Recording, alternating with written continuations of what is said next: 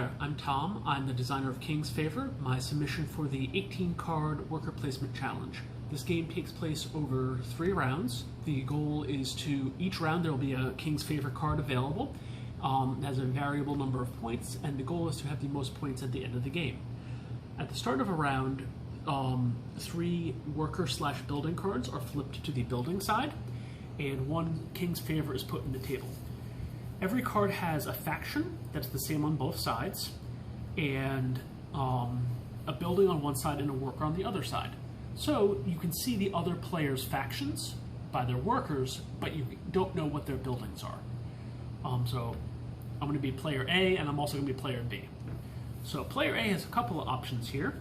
They currently have 2 nobles and a merchant, and their merchant card is the jewelers. The player with the most nobles takes the current favor. Now, I have a couple options. I can discard a card from my hand to skip my turn. I can play a worker on any of these public buildings, or I can play a worker in front of me as a building. This gives me the ability right away, but also lets other players use this effect. So I can see that my opponent has 2 merchants and a military, and no nobles. So I'm going to play the jeweler in front of me. The player with the most nobles takes the current favor, and steal that. I don't get to look at it yet until the end of the round.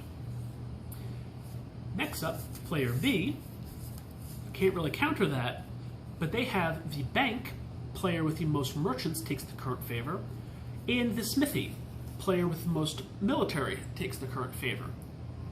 Since my opponent has only 1 merchant and 2 nobles, both of these are pretty safe bets.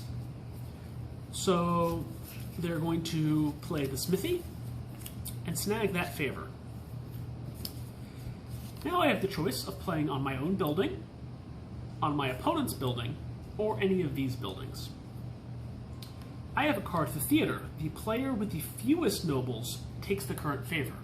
That's not going to help me, so I'm going to play it on the jeweler. I slide it under here because it is a noble card, but now that doesn't matter. And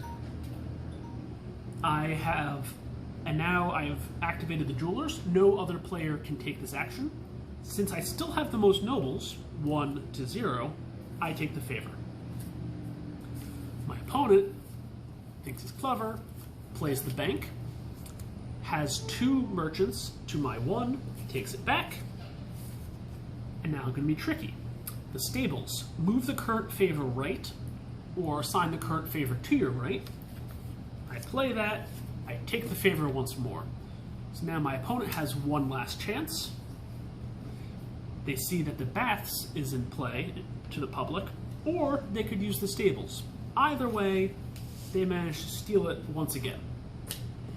Now, player B may look at the favor.